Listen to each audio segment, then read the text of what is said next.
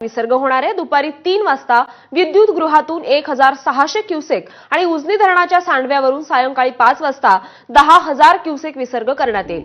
आज दोन्ही धरणातून एकूण 11,600 क्युसेक विसर्ग भीमा नदीत होणार आहे। तसंच पावसाच्या प्रमाणानुसार आणि धरणातील आवकेनुसार विसर्ग कमी जास्त होण्याची शक्यता आहे। त्यामुळे नदी काठावरील गावांना आणि नागरिकांना सतर्कतेचा इशारा आता प्रशासनाने दिला आहे।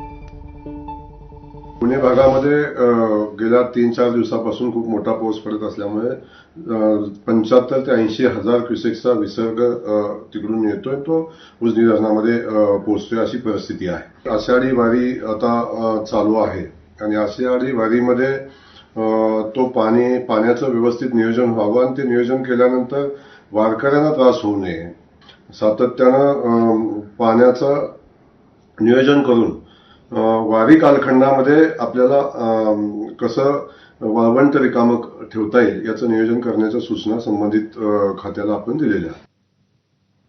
नाशिकच्या गंगापूर धरणातून गोदावरी नदी